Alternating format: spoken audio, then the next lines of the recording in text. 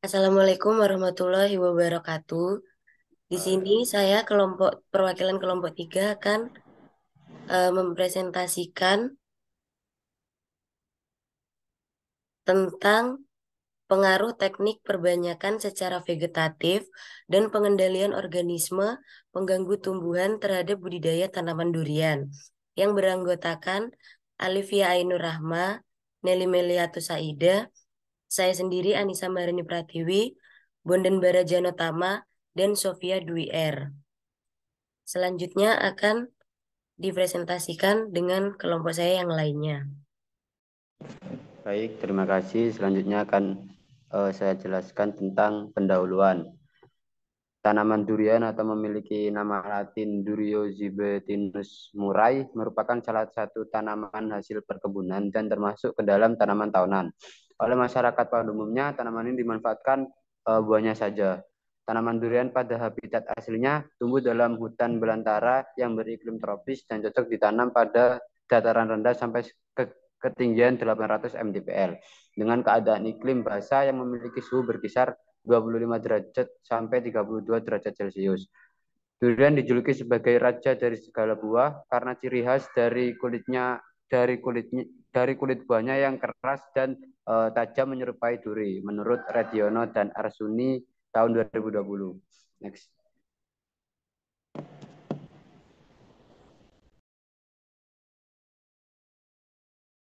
Selanjutnya adalah pembiakan secara vegetatif.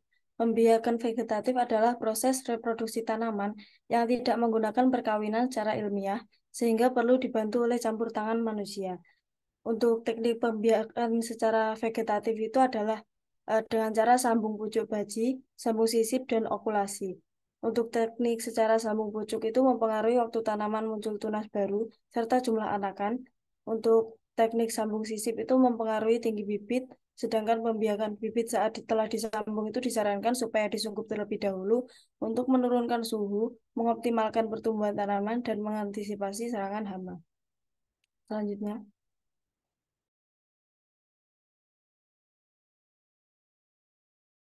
Selanjutnya adalah hama dan penyakit tanaman durian serta pengendaliannya.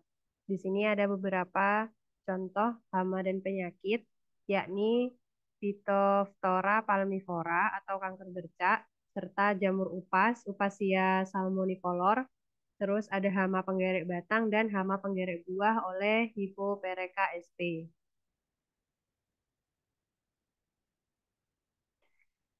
Untuk kanker bercak ini atau penyakit yang disebabkan oleh Phytophthora palmivora adalah cendawan yang sangat berbahaya bagi tanaman durian.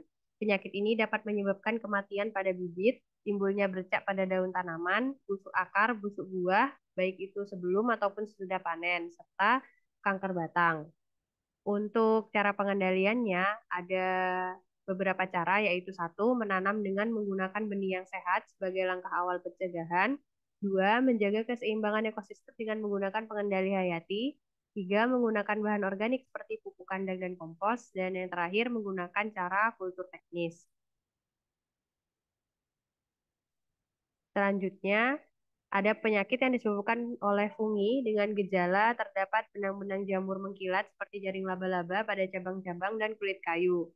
Jamur ini berkembang menjadi kerak berwarna merah jambu dan masuk dalam kulit dan kayu sehingga cabang mati. Di sini jamurnya bernama Upasia salmonicolor. Untuk pengendaliannya antara lain dengan memangkas bagian tanaman yang tidak produktif untuk mengurangi kelembapan. Jadi jamur itu kan sangat suka tumbuh di tempat-tempat yang lembab. Terus jika jamur sudah membentuk kerak merah jambu, sebaiknya dikendalikan secara mekanik yaitu memotong cabang sekitar 30 cm ke bawah bagian yang berjamur lalu dibakar. Jika serangan jamur masih pada tingkat sarang laba-laba dapat dikendalikan dengan cara melumasi cabang yang terserang dengan fungisida, menyemprotkan antrokol 70 WP atau propinep 70,5% dengan dosis 100 sampai 200 gram per liter air atau 1 sampai 1,5 kg per hektar aplikasi.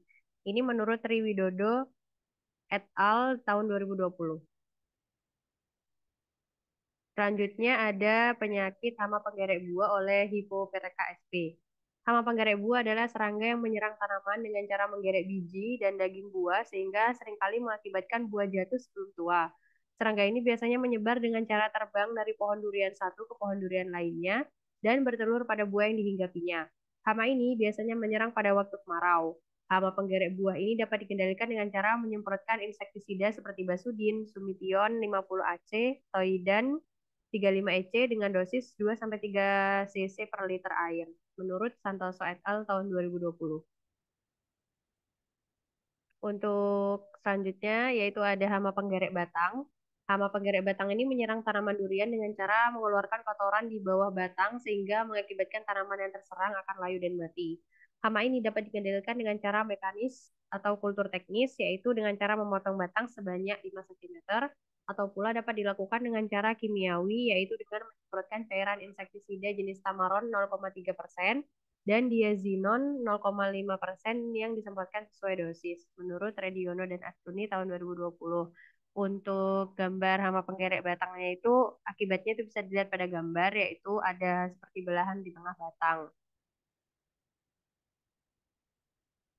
Selanjutnya ada busuk akar. Busuk akar yang disebabkan oleh Pythium complectans brown.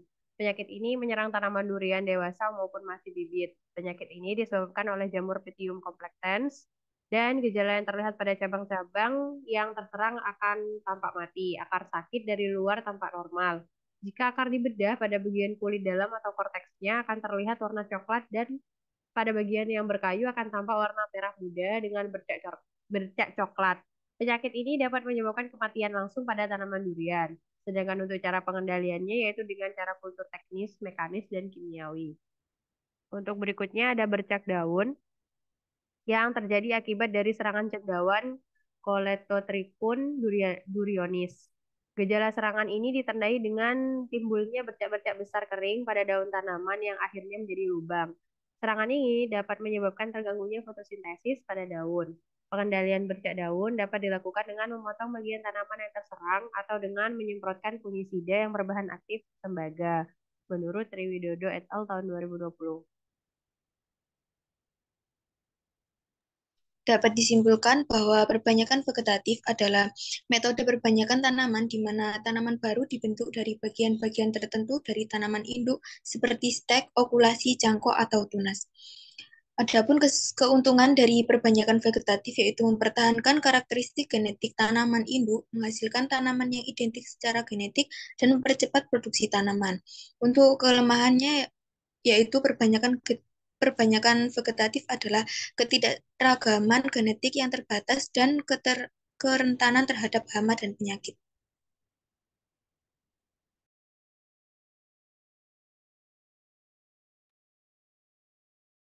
Ya, mungkin sekian dari kelompok kami. Kurang lebihnya mohon maaf. Wassalamualaikum warahmatullahi wabarakatuh.